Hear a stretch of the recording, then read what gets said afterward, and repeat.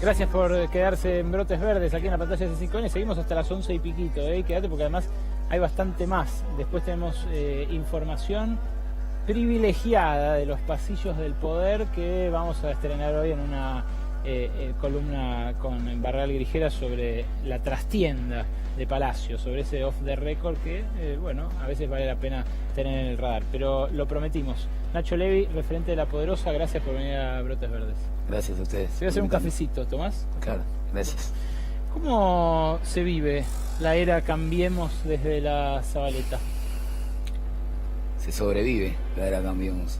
Desde Zabaleta nosotros hemos dicho varias veces que en primera instancia, en los primeros meses, con el cambio de gobierno, Cambiemos aplicaba una lógica de buenos bomberos en las calles para los incendios que generaban en las instituciones. Al mismo tiempo que se generaban deudas a 100 años, se abrían nuevos comedores en los barrios. En Zabaleta, por ejemplo, teníamos 2 comedores y pasaron a haber 5. Visto desde alguna plataforma, eso puede parecer siempre una mala noticia, pero visto desde el territorio, donde el morfi de cada día es una preocupación, en primera instancia no dejaba de ser un amortiguador que aparecieran alternativas gestionadas de manera comunitaria para resolver la comida del día a día. El problema que tenés ahora es que hay 5 comedores y en ninguno alcanza la comida. Es que hay 5 comedores y por primera vez en la historia del barrio tenés muchas vecinas y vecinos que trabajan gratis en los comedores, que distribuyen la comida gratis para asegurarse la comida porque la comida se acaba. Que por primera vez en la escuela 10 del barrio hay muchísimos chicos que tienen certificado de parásito y desnutrición, que debieran recibir ración doble de comida, al mismo tiempo que tenés a las maestras y maestros villeros manifestándose porque la ración no es tampoco lo que debiera ser. Vos decías que mañana posiblemente anuncien la baja de la pobreza y nosotros decimos que sí, la baja, que haya bajado a la planta baja, porque la pobreza también se empobreció. En nuestro barrio están quebrando las changas. ¿Sí? Un rubro, por ejemplo, que funciona mucho en la villa, en Zabaleta y en otras también, es la remisería.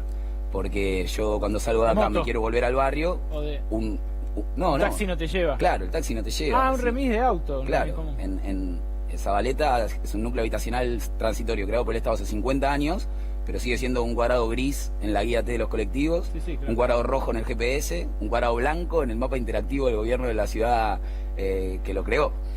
Había muchas remiserías como alternativa para quienes no tenían un empleo formal. Bueno, las remiserías están cerrando, porque ¿quién se toma un remis del barrio? Los vecinos del barrio. Y bueno, los vecinos del barrio no tienen para comprar la comida de los comedores que se acaba, entonces tampoco mucho menos para tomarse un remis. Y esa caída de las changas, no se compensa con que algún vecino pega laburo en una obra pública, en una construcción, en algo de lo que se reactivó, dice el gobierno en el último año. No, lo que se reactiva son siempre obras cosméticas. Si vos recorres las villas, las obras que vas a encontrar son bulevares, fachadas, canchitas y placitas. Las viviendas las seguimos esperando. Las únicas que se inauguraron en Zabaleta se iniciaron con la gestión Ibarra, las inauguró Tellerman antes de las elecciones, después dijo que no le alcanzaba la plata y vino Macri y le puso la cerradura, digamos. Pero va por tercera gestión y lo que tenemos es un sector que crece. Crecen cada vez son más los barrios debajo de la alfombra de la crisis habitacional, cada vez son más los comensales de los comedores comunitarios, cada vez son más largas las columnas de los trabajadores de la economía popular. Ese es el verdadero crecimiento invisible. Cuando... creo la primera vez que estuve ahí, donde ustedes tienen su redacción de La Garganta Poderosa y su laburo, una parte de su laburo, habían matado a Kevin, un pibito en medio de un tiroteo, pibito de 3 años. De 9, mi hijado.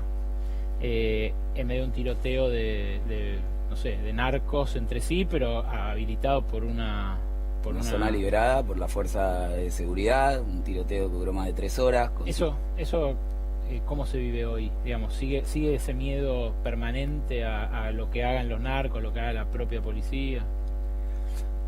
A ver, históricamente hubo una carta blanca para que las fuerzas hicieran en el barrio lo que quisieran, por eso se removió en su momento la federal, se reemplazó por gendarmería y prefectura, que a poco tiempo adquirieron los mismos vicios o la misma dinámica. Y el asesinato de mi ahijado fue un tiroteo que duró más de 3 horas, con 105 disparos de UCI y de FAL, que son armas de guerra, 50 metros, 2 casillas de gendarmería, en una zona claramente liderada por la fuerza de seguridad. Esto nos pasó a nosotros en primera persona con Kevin y con Luisito y con Ezequiel y con Aquiles y con Luquita, y desde siempre ese exterminio silencioso en los barrios estuvo silenciado. Ahora, eso se ha recrudecido. Si siempre hubo una carta blanca, ahora hay una bajada de línea, un protocolo de la ilegalidad para que se intensificara esa lógica represiva con la que intentan contener en el territorio, a fuerza de tortura, amedrentamiento, de la mano dura que no pueden sacar del Congreso, lo que sus políticas públicas no quieren o no pueden contener. La Correpi ha dado cuenta en las últimas estadísticas que hay un caso de gatillo fácil cada 23 horas, aunque no lo veas en los noticieros, ni cada 23 días. Y cuando se exponen las estadísticas, la respuesta es simplemente una liviana contestación marketinera de Patricia Bullrich que queda flotando en el aire, cuando la Negra Verdú, referente de Correpi, la invita a dar cuenta uno por uno de los casos de Correpi.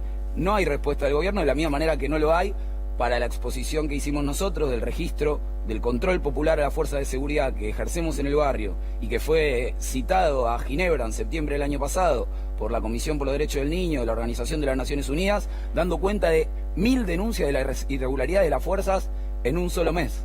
1000 denuncias de torturas que uno creería que solo puede encontrar en testimonios del nunca más, como las que sufrieron nuestros compañeros Iván y Ezequiel, 15 y 18 años, la Vera del Riachuelo de la Villa 21, septiembre de 2016, sometidos a un simulacro de fusilamiento, les quemaran cigarrillos en las piernas, que les saltaran en la espalda, que le pusieran un revólver en la nuca para hacer con su vida. Desde esas prácticas hasta detenciones arbitrarias surrealistas, como una compañera de Formosa que ve como arrestan de manera violenta a un malabarista en la esquina, lo quiere filmar con su teléfono y la llevan presa. Bueno, esa compañera estaba registrando que esa detención se debía al incumplimiento o a la falta de una contravención del Código de Falta Provincial que dice que no se puede mantener elementos suspendidos en el aire que puedan herir la integridad de terceros.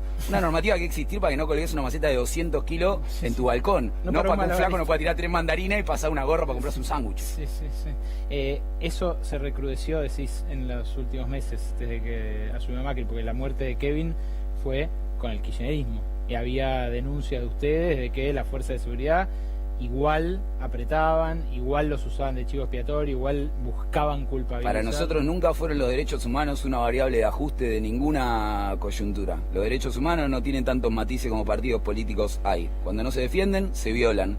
Y nosotros hemos reconocido un montón de políticas sociales, económicas, reivindicativamente históricas de los derechos humanos también, pero también hemos expuesto la realidad que atravesamos en nuestro barrio, donde la familia y los amigos de Luciano Arruga estuvieron 5 años buscando un cuerpo que estaba enterrado como NN de la Chacarita después de haber sido torturado, secuestrado y asesinado por la policía bonaerense. Con Kevin fue exactamente lo mismo. Eso se ha recrudecido y de eso venimos dando cuenta los únicos que llevamos un registro de eso, que somos quienes ejercemos un control popular de las fuerzas en nuestro propio barrio, que no es una policía comunal, que no le agrega una sola bala al conflicto y que estamos intentando se transforme en un proyecto de ley. Una comisión de vecinos que funciona custodiando o fiscalizando el accionar de las fuerzas en comunicación con organismos de derechos humanos, con la Procuración contra la Violencia Institucional, pero sin pasar por los destacamentos policiales que son los que administran el delito adentro de nuestro barrio.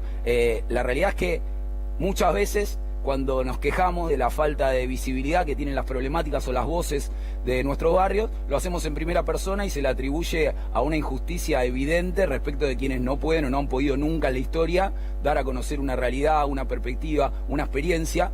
Pero ese recorte tan sesgado que hacen de la información para estigmatizar al barrio, para resguardar determinados intereses, es también una trampa para aquellas y aquellos televidentes que no viven en la villa, que no tienen familiares que viven en la villa y que consumen la problemática tal como se las presentan, atrapados en esa lógica en la cual terminan amedrentados por una inseguridad que los encuentra en una salidera o en una entradera y los pone a pedir más recursos para esas instituciones putrefactas que son las que, como a Luciano Arruga, mandan a robar y producen y administran la inseguridad, para que entonces pidamos más presupuestos para más instituciones que produzcan más inseguridad, para que en un círculo que no termina nunca. Ellos quieren terror para el barrio y poder para la policía. Nosotros queremos visibilidad para el barrio y poder para los vecinos. Y en la cotidiana, el vecino que tiene que salir y tomarse el remis ese y llegar al laburo que por ahí consiguió, que por ahí quiere cuidar, ¿qué recaudos toma? ¿Cuál es el peor miedo? Digamos, esa administración del crimen, ¿cómo se manifiesta? ¿Cómo se siente? Omnipresente.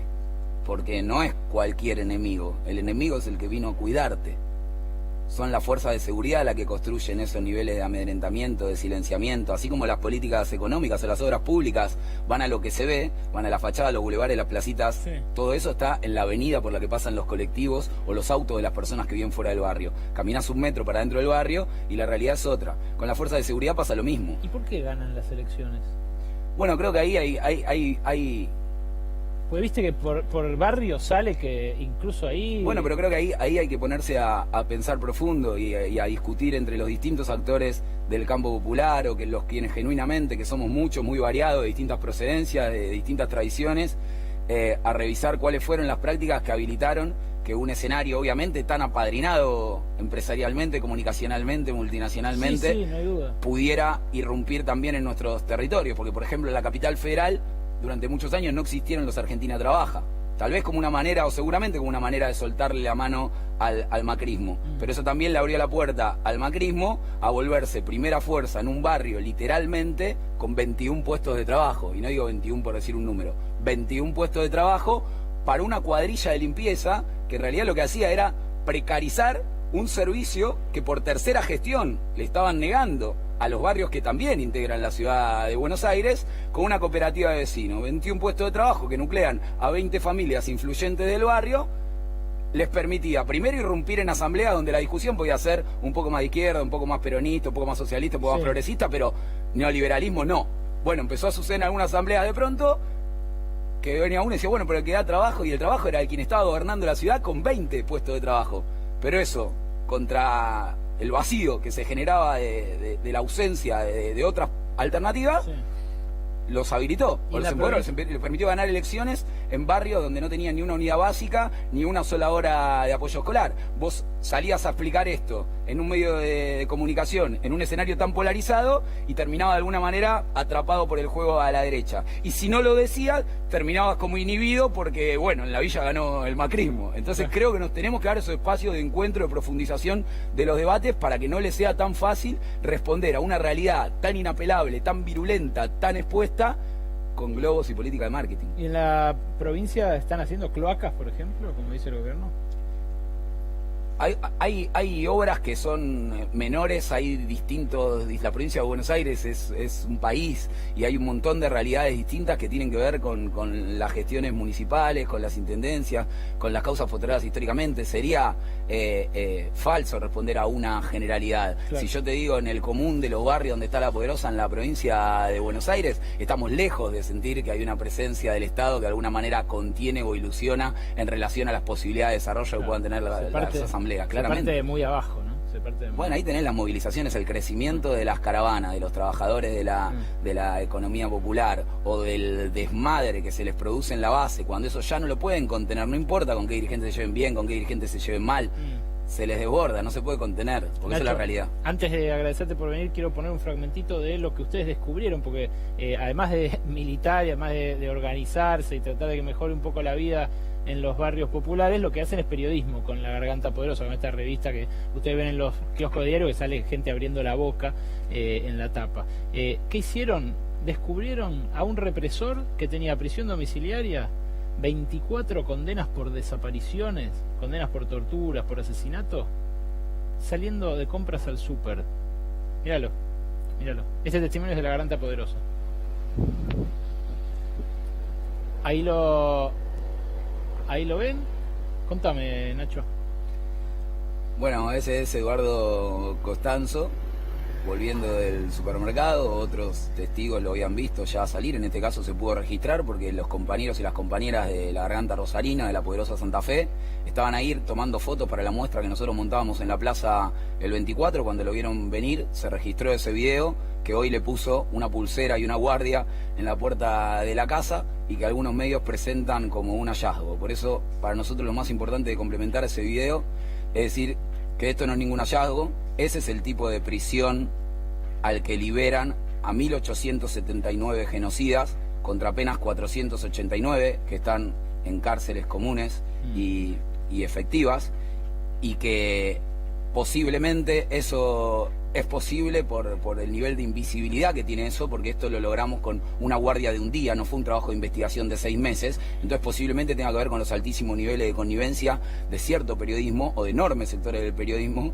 con un gobierno negacionista. Si estos casos o estas realidades o las marchas por el nieto recuperado tuvieran la cobertura en vivo de 20.000 horas que tuvo la marcha del niño por nacer, bueno, tal vez entonces los nietos estarían con las abuelas y estos tipos estarían enjaulados como debieran. Quizás si tuviera una guardia como la que tiene Milagros Sala, por ejemplo, en su casa, tampoco haría estas salidas que tiene prohibidas por ley. Gracias por venir, Nacho. No, gracias a ustedes por invitarnos. Pausa y el final de Brotes Verdes con chimentitos de los pasillos de la política.